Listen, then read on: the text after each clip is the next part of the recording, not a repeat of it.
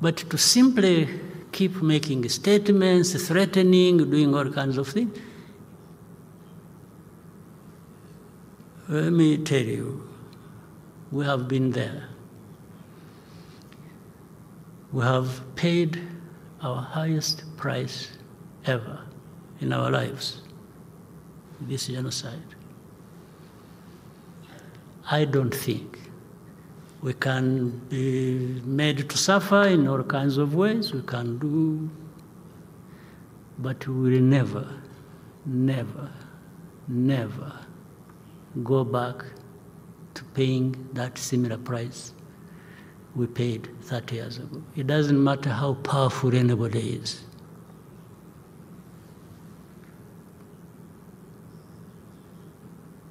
Maybe it will come to a point, if anyone insists on that, then that is maybe one way of wiping Rwanda off the map, because we will not yield an inch. Never.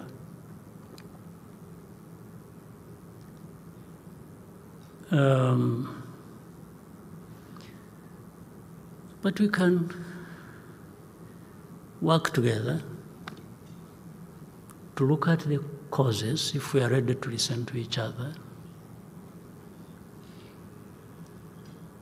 and address that problem the right way. But if there's somebody who is saying, no, no, me, I don't want to address it that way, I want to address it my way, and says, you see, if you don't allow me to address it my way,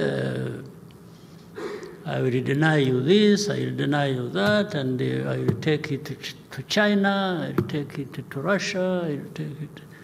And no. But Rwanda is something we can do away with, don't worry. That is called babysitting leaders, and not pushing them to take their responsibility, but it won't work. One way or the other, it will not take us, Rwanda, back where we started from 30 years ago. No way. I know, of course, there are even some who, after 30 years, are still questioning, but what happened? Who killed who? Who, you know? The sort of pretense that exists is just what gives us that justified anger and, above all, the energy to fight back sufficiently. Now, again, to the values. You know,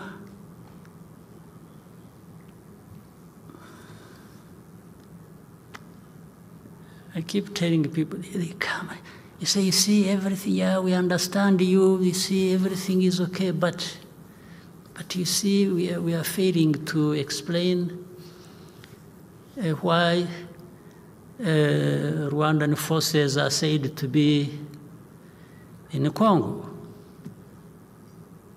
Oh, I asked them, I said, even before we are sure of what we are talking about, can you explain to me why FDLR is in Congo and being supported by government of Congo, and they have brought in Burundi under the same ideology and supposedly to fight M23, which is of Tutsi ethnicity, therefore related to Kagame and others, and these ones have no chance of living. They need to be gotten rid of. So you leave all that intact, and then you come to complain about Rwanda possibly having a force in Eastern Congo. What do you think you're really talking about?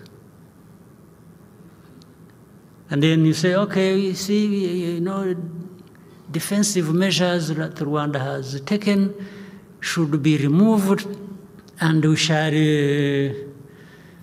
make sure that, FDLR, we get rid of it. That has been 30 years there and they have not gotten rid of it. And then you say, we shall convince the government in Kinshasa. After all, it is not the president who is the problem. It is his advisors, and it is, these ones who are openly talking about genocide ideology are just some people. We are going to tell him to take care of them and to put them aside. I mean, this story has gone on. I mean, do you really think you are talking to kids also who... But why would you even be talking to anybody like that? So let's leave the problem as it is. Use Rwanda, be silent about it, and we'll see how we can address it. And then recently, Rwanda blamed, we didn't go to Rwanda. Rwanda, I'm friends with the Angolans and the president and Rwanda and so on. But it was not a visit of that kind. It was a visit to address problems. It was not a visit to have an opportunity to take pictures and... No. It's not going to be the case. The problem must be addressed, and it can be addressed. It can be addressed. We all need peace. Rwanda actually needs peace more than anybody, because we have already tested the lack of it and the meaning of that.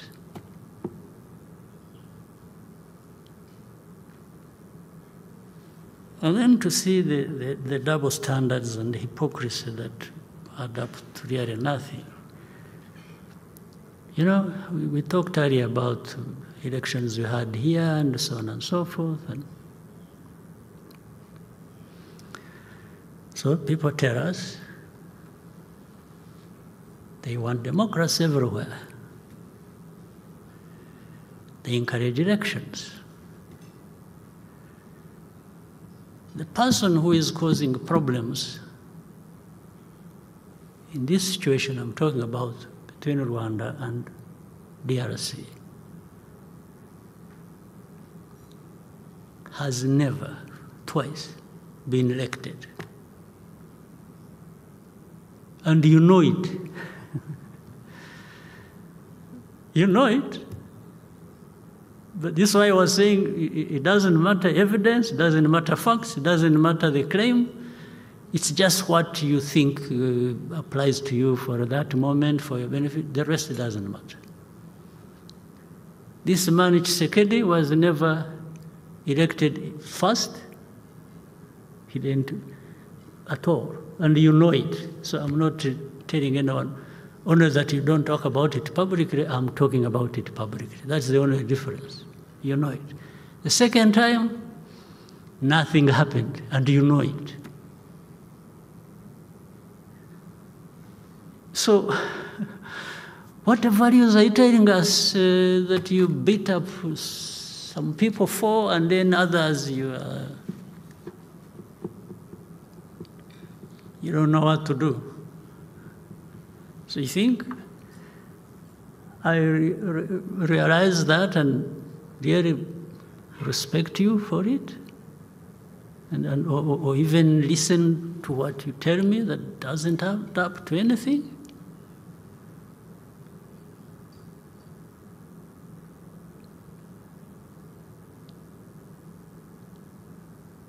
So,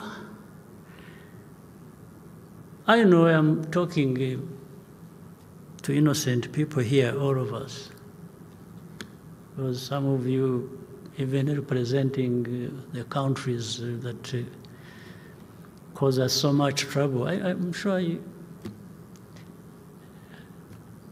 I don't want to claim too much, but I think you understand, and maybe you report rightly what needs to be reported. But in the capitals, there are people who no, we want this to happen like this, and it doesn't matter what you tell them. But while that can happen, it affects you the least. It affects me the most.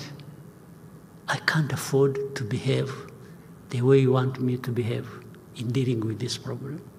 I can't. It's life and death to me and my people.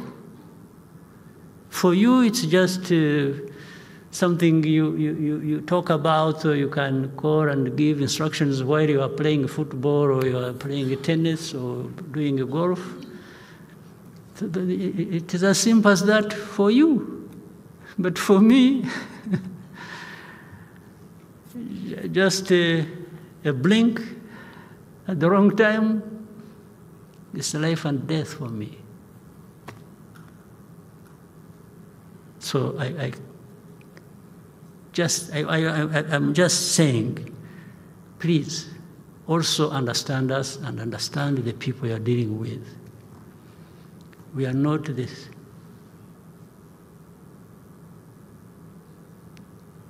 Same old idiots you dealt with 50 years ago.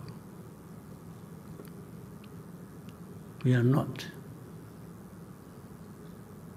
Not at all, not anywhere near to that.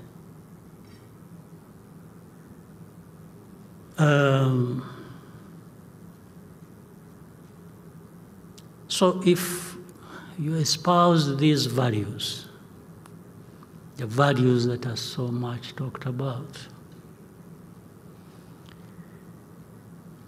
I want again to say there is no incompatibility in espousing these values that you talk about, and I agree with.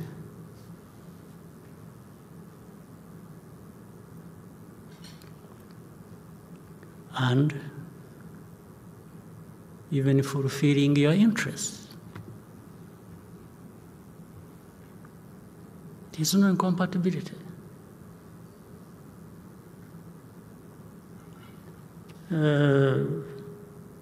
So, abiding by these values also must cost you something.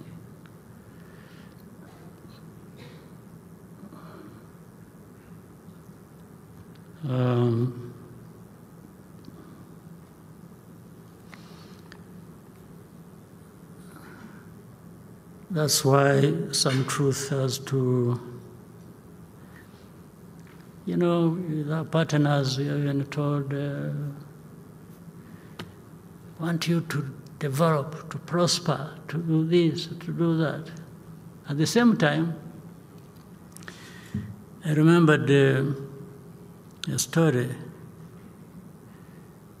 There's something called AGOA, African Growth Opportunity Act. We were part of. It's a wonderful thing, really well thought out. But little did we know it was to serve some of us more than others. And what I mean is this. Rwanda, we made a mistake, a happy mistake. We made a mistake of saying, you know what, we have found some way of growing our textile industry because there was an effort, it is continuing, and please, we want to reduce on and even get rid of in the region, they call it chagua. Chagua, these are second-hand clothes. They would be shipping into Rwanda tons and tons of this. And they said, we can't grow our industry when we are giving preference to this. The next day, but we did it, believing that actually this provision for AGOA was to help us make progress. And then he said, what was unfortunate, we agreed with some countries in the region to do that. And then before we realized, all the countries who had been discussing this matter and agreeing to the approach had been persuaded into reversing their decision, and they didn't tell us. So the next day, we were being struck off the list of those countries who benefited from AGOA, just because Rwanda's stubbornness. How dare you refuse Chagua? How did you refuse Chagua to enter your country? And we explained, we begged, we said, sir, you know, yeah, we thought, so that's how we, so really, what is this that we are talking about? From that time, it's several years ago to this day,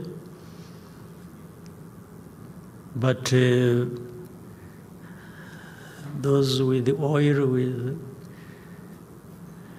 abundance of minerals and so on, and who are not stubborn, those are the ones who continue to benefit. So I pointed out all of those things. You just get a feel of what is it that is happening, that we should, what is it that is right, what is it that is wrong for one to do and to make progress. You can't be sure. And meaning you can't be yourself, you can't decide for yourself, you have to wait until somebody says, I want you to do this, you should be doing this, including telling you that you should be making yourself open to some vulnerabilities, like you should keep quiet, you should do nothing about dealing with the insecurity around your borders. Well, but insecurity around my borders affects me. It doesn't affect you, it affects me. You're not even ready to help me to actually be able to deal with my situation. Now they start, oh, no, you see, Rwanda, they started striking us off some lists of beneficiaries for that. They even say, we have, but when they found out it was not the case, when they said, you know, something to do with the child soldiers. You know, I convened a meeting and I called the commander and said, do you have children in our army? He said, I've never known this. They said, no, sir, there is no truth in that. But what you are being accused of is that the country is being associated with child soldiers, or an entity that has child soldiers in another country. I said, oh, at least on that one, even if it is a wrong thing by somebody against me, and there's nothing I can do about it, I just relax and keep quiet. So we kept quiet. There are things we can't have nothing to do about, and we can't do anything. So we just become humble and wait it out. Then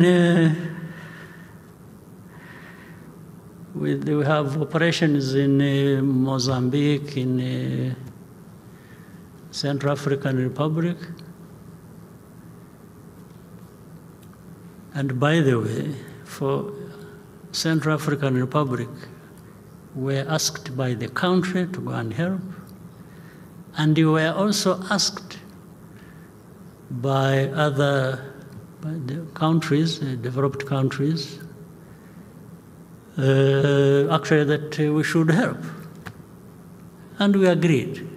When we agreed and went there, the country that asked us to help and even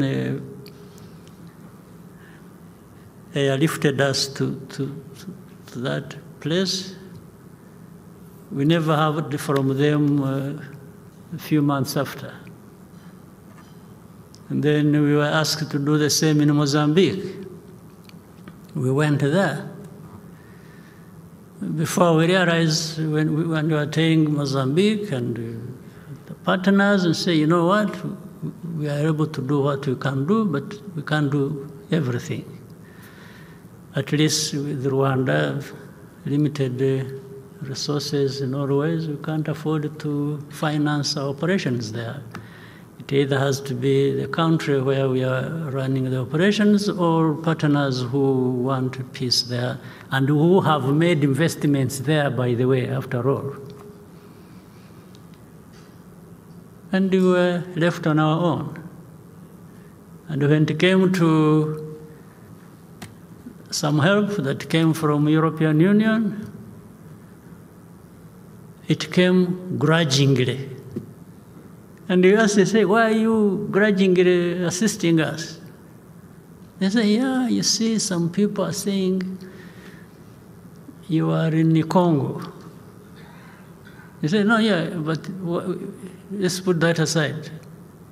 Here we are in Mozambique.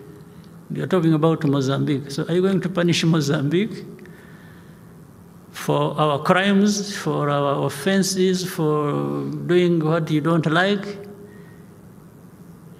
in DRC? It is a bizarre situation. Why don't you take care of Mozambique and help them? And for us, we are helping Mozambique. If you are helping us to help Mozambique, you are still helping Mozambique. It has nothing to do with Congo. For Congo, we shall handle that with you and anybody else who is interested on the merits of that situation. But the mix-up is so confusing that, so in short and in summary, and I should end here in a moment. The relationship across comes out as, I think somebody needs to give a direction. You can't have things going in all directions when you really want certain, if you want peace, there is a way to get peace. And that is addressing the root causes and doing things the right way. If you want development, you need peace. And then you empower and allow people who need development to move in the direction you can discuss and agree, but allow them to drive that. If you're talking about interests, I have said values, the right thing, whatever it is, the truth, the evidence is not incompatible with interests. But if you drive it in the direction that is messy already and think that is the right way, I think we end up with nothing. So, dear friends, that's why I said I wanted us to take our lunch first, and so that you can bear with me on all this. I'm sure maybe you don't need it as a dessert either, but again, I want to thank you, those partners of ours who are here in the room, with whom we have done many interesting things together, and some of which have tremendously benefited our country. And we want that to continue. We will do our best wherever we can, but we will also not agree with everything. And it's normal. And actually, tell us it is normal. Some of you tell us it is normal to disagree. So I think we might disagree, but we can also always find ways to resolve matters where we don't agree. That would be everybody's wish. And again, I thank those partners who helped us during the Marburg virus disease that we have overcome. I very much appreciate the help that came our way, and working together, and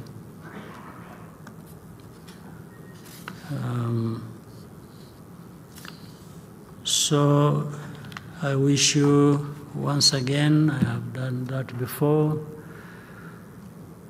a very happy New Year. We are still in January, and I hope the New Year 2025 will be